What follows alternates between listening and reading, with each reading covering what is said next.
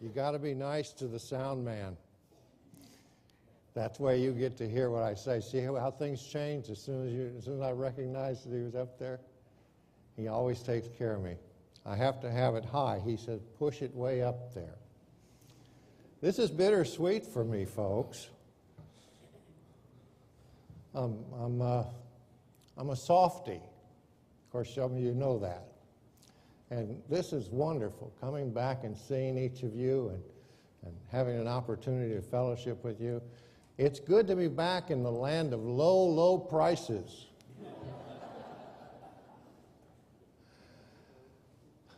We visited one of the little grocery stores on the island just before we left, and they have now raised their milk to, let's see, it was about $9 CI, so milk is only selling by the gallon for about $12, $13.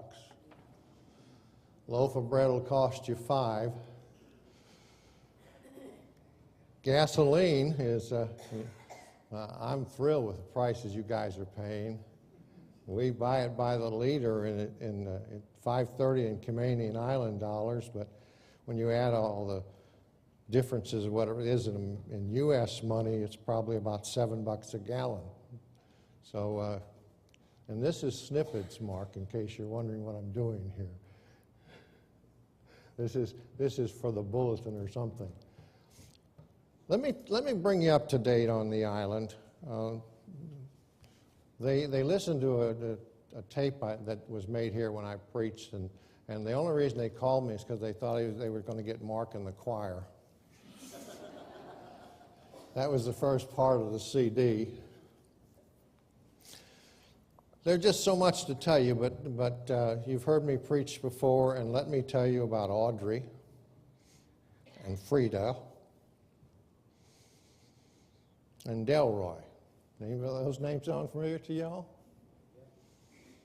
Frida was invited to start coming to church and was very faithful Sunday after Sunday.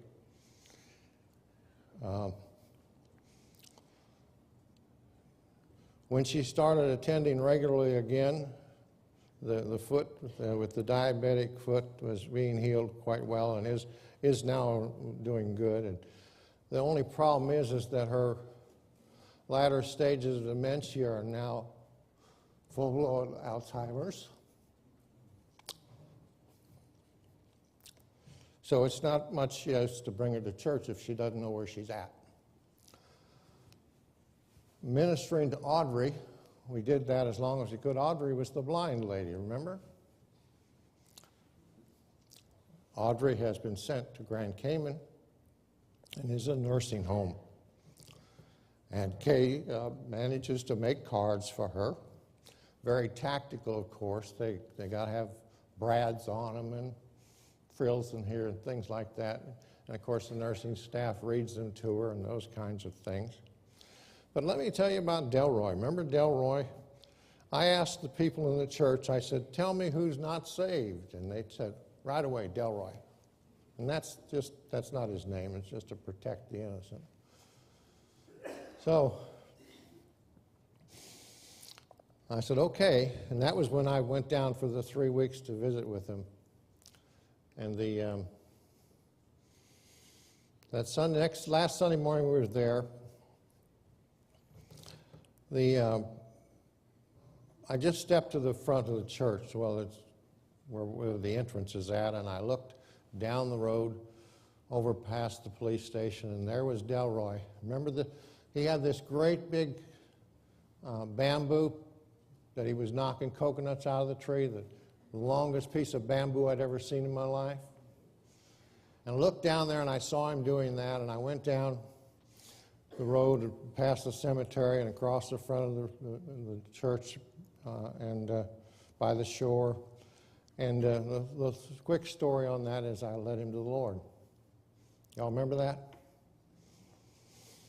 Here's the rest of the story.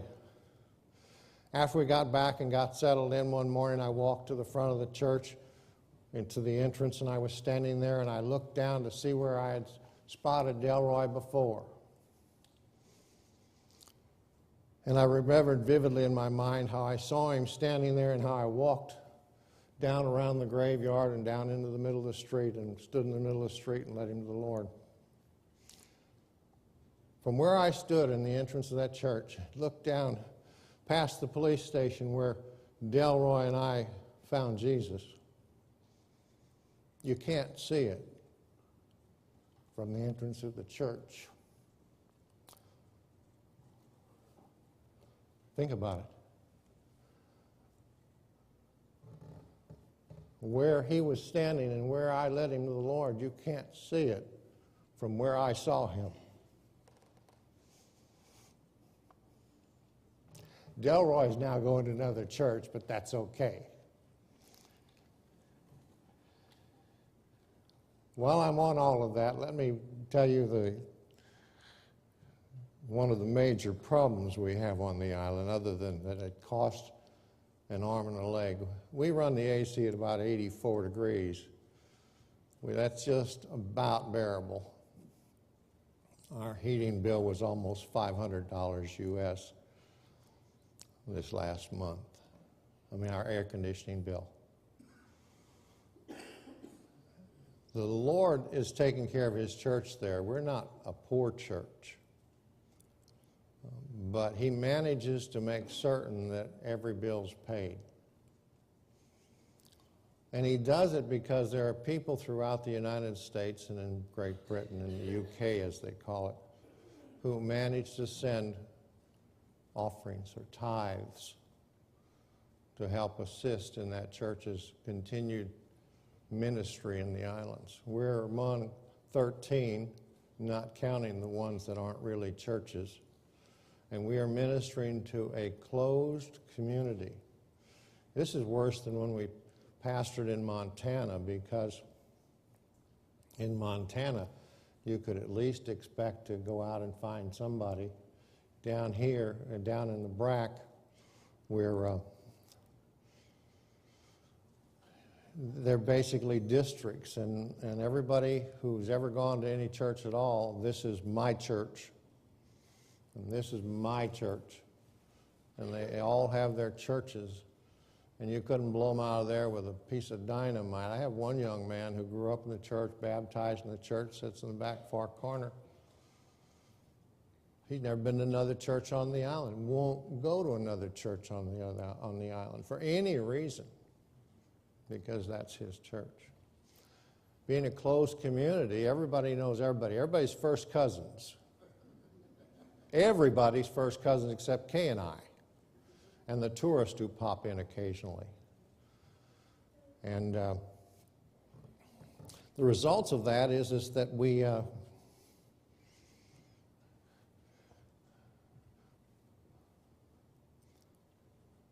don't have the fields white unto harvest that we should have. But we do have the fields.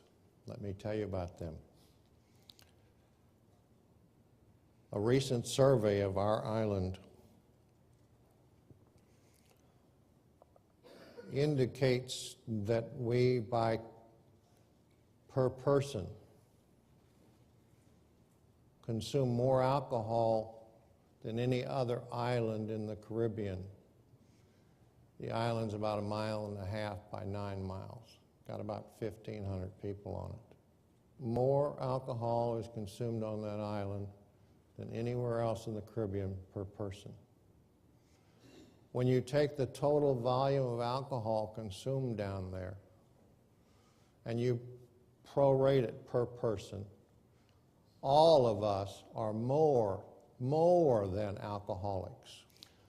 It's interesting. When we go to church on Sunday morning, we drive the length of the island. We live on the west end. The creek is on basically almost onto the east end. And we drive by these little enclaves, and they're picnic benches sitting basically on the shore. And they're all Caymanians, for the most part, sitting there, talking to each other, drinking, lying, whatever they want to do. But they're there. I made a big to-do about that one morning in one of my sermons. And Royce came to me and he said, said, I know every one of them. I said, well, go down there and minister to them. They're the ones that come up to me at one of the fellowships, well, not one of the fellowships. They do a lot of partying down there, and they feed people, so they come. If you have a sandwich or something for them, they show up. Every government function has a big spread. You got to be there to get in so that whenever they stop talking to you, that you can get something to eat. It's not because they're hungry, it's just what they do. It's pretty incredible, actually. Let me finish this up and I get on with Let's Go Fishing. We have 34 people coming in to help us with our Vacation Bible School. Listen carefully, we will be using the government's community center. I was invited to a meeting with the governor last month. He's appointed by the Queen, and he comes from the UK, and he is in charge of the Cayman Islands. And in that meeting, of course, they had a big spread because the governor was there and all of that. But on that island, no function starts without prayer. And depending on who's there, you could even have a Bible reading. And on Sunday, everybody that's moving, not counting the guys that sit on their picnic benches, everybody that's moving or standing on the highways or on their way to church, they were visited years ago by foreign missionaries from Jamaica. Fortunately for us, they were Baptist. So most of the island churches are Baptist, except for the few Church of God and those others that I don't talk about. Let me give you one more quick thing. They didn't talk to each other. The churches would not associate with each other. The pastors wouldn't fellowship together. They had grudges they'd been carrying for years, and one of the things that occurred when I got there was I said, guys, we need to get together and just fellowship. We need to just talk. Pray for one another. Well, we now meet the pastors. There's 5 of us, 4 Baptists and 1 Church of God, but he's okay because he used to be a Baptist. And then once a month, the wives join us at somebody's house, and we now have fellowship once a month with those folks. I tell you all that to tell you this. I've got to house those 34 people. I've got to put them up. I can't let them sleep on the coral. It's kind of hard. So I got to find a place to put them. It turns out that one of these pastors that we're now fellowshipping with has a pastorium across the street from the pastorium where we live. Another one has a pastorium that's down on the South Shore.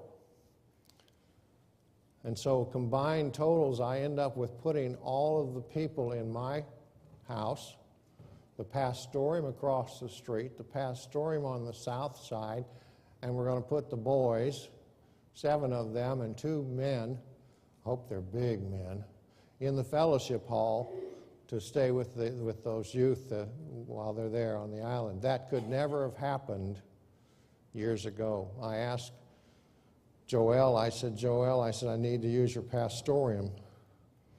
He went to his people, and their response was they didn't see why not. It was time that we put all of that stuff behind us. So when I said to Audley, go tell your church I need their pastorium. These are Caymanians I'm talking to. I'm the only, well, me and Tom, we're the only expatriates. Tom is the pastor of the Church of God. I said, when you go talk to your people, tell them that Crossroads has allowed us to use theirs. He came back with something to the effect, there's no problem, Nick, it's about time. So maybe we're not seeing a lot of souls saved, but we're seeing a lot of reconciliation going on. We're seeing the Lord at work. Charles, how you doing? Good to see you again. He was going to take me fishing. You want to come fishing with me?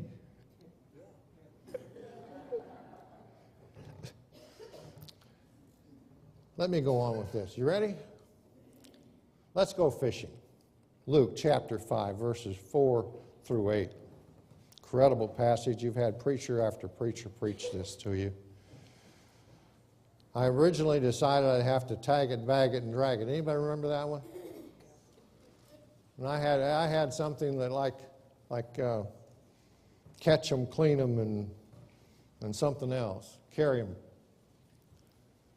So if you want to kind of have those hang in your head, you can do that.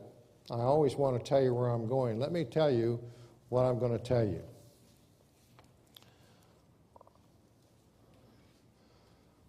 Jesus, when he's talking to his disciples, well, let's just stand and read this, all right?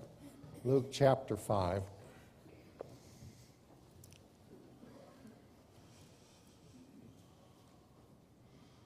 Verses 4 through 8.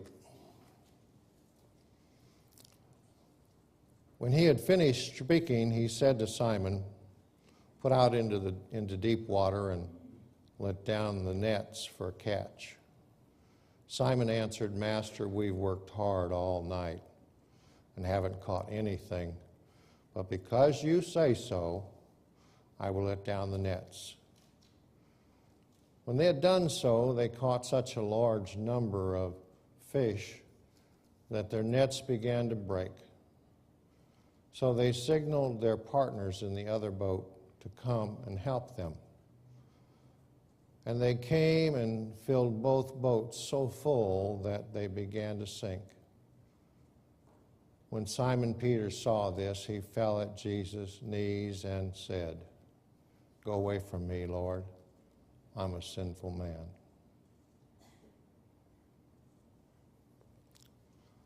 Thank you. You may be seated.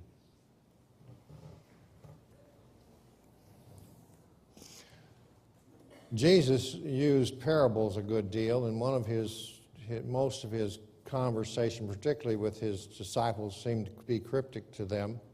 They seemed not to understand when he told them he was going to be crucified and be buried and be resurrected, and they didn't quite grasp what the kingdom was all about or what their role and responsibility was. They were given gifts, they used them, and then they decided. It turns out that they didn't know how to cast out a demon when just a week or two before that they'd been doing it all over the place. The disciples, so when Jesus spoke to them, even when he called them, and I want to take you to that particular instance, he called them to be fishers of men. And that basically what he was doing was using an analogy. The analogy was that if you are fishermen, then the best job you could have would be fishing for men, not fish. And so when he called his disciples, particularly Peter, he said, "Come follow me, and I will make you fishers of men." So he uses an analogy of fishing. I want to tell you that I'm going to be doing fishing this morning. And if you're stuck in a boat, you're in the wrong analogy, because I'm going to be talking about soul winning. I'm going to be talking about outreach. I'm going to be talking about the need for us to get out of the boat and get into the field and find out why people aren't being saved anymore. You knew I was going to get right there quick, didn't you? Well, the issue is pretty simple. We've been spending too much time fishing and not enough time catching. And when it comes time to go fishing, it's time to go fishing for the Lord and to go with the Lord, because only the Lord can fill the boat. So let me start with telling you that on the BRAC, most everyone has a government job or some kind of a job, but that's not their occupation. You know what an occupation is? It's something that occupies you, something you're possessed with, something that keeps you busy. Fishing, most everyone is occupied. Their full-time job is going fishing. And they do catch real fish. But it is interesting to notice that they can drive by these little enclaves full of Caymanian cousins and let them go to hell. We've had lots of funerals down there. Most of them have been deathbed confessions. Everybody wants to go to heaven, but they want to get there at the last minute. When we look at what's going on in the islands, we have to just shake our heads, because on Sunday morning when we go to church, the big joke and laugh inside the building is, "Oh, Norman's locked up again. He got drunk last night and his Honduran wife cut him up. And he's sitting in jail for getting drunk." I think the Lord got their attention, however, because their 2-year-old daughter, they went on a little picnic and she stepped on some sand that had been a fire built, a bonfire. And when it faded away, she had 2nd and 3rd degree burns on her feet and spent a good bit of time in Miami getting the feet reconditioned. There is nothing will draw you quicker back to God than one of your kids in trouble. All right, so fishing on the Brack. Do you realize how much time we spend preparing to fish and not catching anything? I went out fishing, first time I went out fishing down there. The guy I went out with, Robin, he's a fireman, but he's really a fisherman. He only goes to be a fireman because that's the way he has to feed his family. We was out trolling about 7 knots, got a lure about this big, and something hit it. And by the time he reached over and grabbed his pole and started to reel it in, it was gone. Well, he didn't know what that was, and so he got on his cell phone and he started talking. About 5 or 6 calls later, it's amazing, that must have been a marlin, a big marlin, and it was messing with my hook. By the time we got on shore that afternoon, it was the biggest marlin in the world. And we almost got it. Couldn't have kept it in the boat if we had. Unbelievable. That day we caught 2 barracuda. You know barracuda? Barracuda is an ugly-looking fish. Most of the people won't eat it down there because it's poison. It kills people. They go into respiratory arrest. They break out in hives and things like that. Their focus, in case you want to know where I finally went, it's focus, follow in fields. It's not tag 'em, bag 'em, and drag 'em. Their focus down there is going fishing.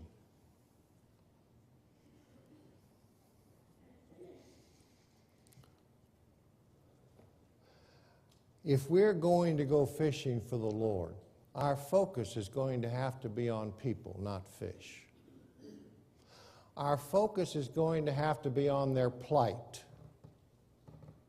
People are lost and they're undone and they're on their way to hell. And our focus is going to need to be on our purpose. Our purpose is not to do church.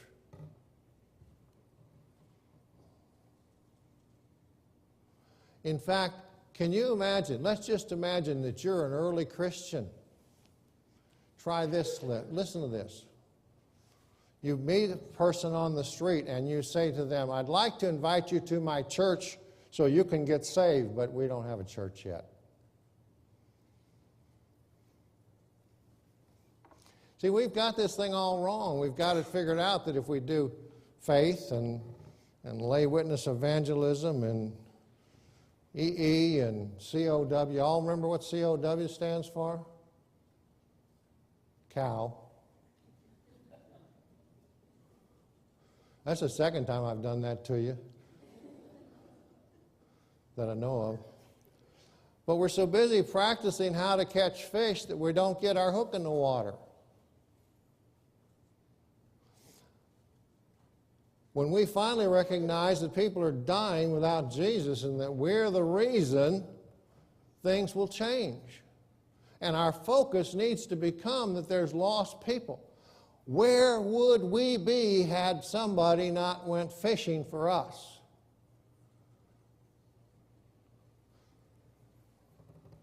Let me tell you what it really amounts to. It's not, we've been practicing fishing too long. We need to start doing the follow me. Because when you read about Peter in the boat with Jesus, Peter told him where to fish.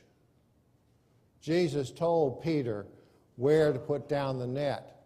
Jesus will stand you in the door of your church and let you see a lost soul when there's buildings in front of you and you can't see him from here. And it's not about fishers of men, it's about follow me. And so the first thing you need to notice is we got to get our focus right. We've got to focus on the people, their plight, and their purpose, our purpose for winning the lost to Jesus. We have to be able to do the follow. That's the clean part. Remember, we've got to catch them. We've got to tell them about Jesus. The clean part is that when Jesus goes fishing with you for souls, he cleans what you catch. He cleans what you catch. Jesus can take the dirtiest old-looking barracuda and turn it into the most beautiful bonito you've ever seen in your life. In case you don't know what a bonito is, it's a tuna-like fish. Great tasting. But he takes out all those old scales and he cleans you inside and out, and all the dirt and filth and sin in your life is immediately taken away, and only Jesus knows how to clean you up and make you brand new again.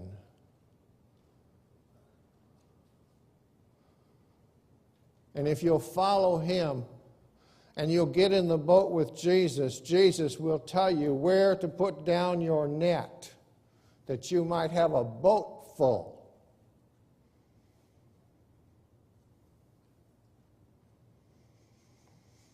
All right, now let me get to it. Some of you say, I don't like fishing, preacher.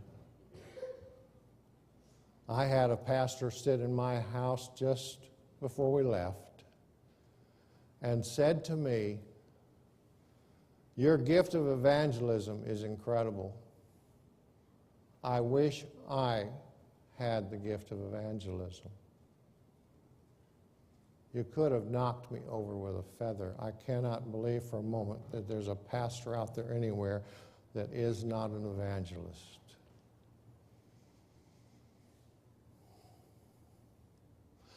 Now, I've had church members tell me the same thing. I don't have the gift of soul winning. But you see, I find that unusual because when people get saved, just now get saved, they turn to me and say, let's go tell my brother. And we get over there, and before I get started, they're telling their brother that they need to be saved. They don't know what they're saying. They don't know how to say it. They don't know about fishing and all the techniques and all the tackle. You know, they just get right away from tackle and techniques and get right to the truth. Jesus saves. They weren't evangelists. They just got saved. They didn't have to go through any training. They knew what they got. They wanted their family to have the same thing. Where did we lose what we have been given by the Lord? The next best thing for fishing for me, folks, you know I love to fish. Don't get to do much of it anymore. Been out about twice, 3 times. Didn't do well. I think the Lord was trying to tell me I was fishing for the wrong thing. It could be why you're getting this sermon this morning. We need to get back to the truth. Jesus saves. But for me, the next best thing to going, the better thing than going fishing in a boat is trying to find somebody to tell about Jesus. And if you've been born again, you need to have that same kind of zeal and excitement inside you. You need to want to tell somebody about Jesus. I wrote my doctoral dissertation on intentional evangelism way back years ago before it became the coiny word today that it is. My wife says somebody took it and ran with it. That's all right. As long as there is intentional evangelism going on, that's fine. You know what intentional evangelism is? It's the part where Jesus said, as you go, make disciples. So as you do whatever, try to tell somebody about Jesus.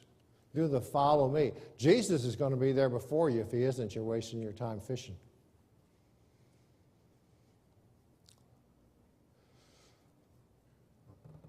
I love it when Jesus goes fishing with me because he cleans up the catch. But in his analogies, Jesus talks about fishing. He also talks about harvesting, and let me share that with you. That's the fields. Jesus said in Matthew chapter 9, about verse 38, I think it is, he said to his disciples that look unto the fields, they are already white unto harvest, and pray to the Lord of the harvest that he might send laborers into the field. Now, if you don't like fishing, let's try harvesting. Because Jesus is saying, what I need now, folks, because there is some harvest to be made, that people are dying without Jesus, that people are going to hell without Jesus, that the fields are white, people are lost out there. You know today there are more lost people than there are saved people? The number's outrageous. It's awful. And we just keep falling further and further behind.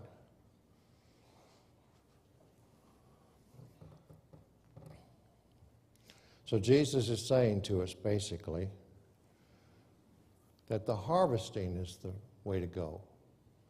And he is saying to us he wants field hands, not fishermen. And he's saying that you can be a field hand, you can be a harvester, because all you have to do, the seeds have already been sown. All you have to do is go into the field and collect the harvest. You don't have to learn how to fix your hook. You don't have to learn how to cast your line. You don't have to learn how to do anything except go out there into the fields and say, Jesus loves you. And all you have to do to get into the fields to harvest souls for Jesus Christ is to do what Jesus told his disciples to do. He said, follow me. And I will make you fishers of men. We got it all wrong. We keep trying to become fishers of men when we should have been following Jesus. What was all that about? I tell my people, you know, I'm not going to let you go out of here unless you take 1 point with you. I don't want you going down to the resort for lunch and sit there and have somebody walk in and say, what'd your preacher preach about today? And you say, I don't know. You know how I am about that. If I'm going to make 1 point, this is the point. If you don't get anything else today, take this home with you. It's time to stop fishing and to start following Jesus. He'll fill your boat. And he'll tell you where the fish are at, and when you catch them, he'll clean them for you. Now, see, I should have went right there first of all, and we'd been out of here, wouldn't we? That was the whole sermon, wasn't it?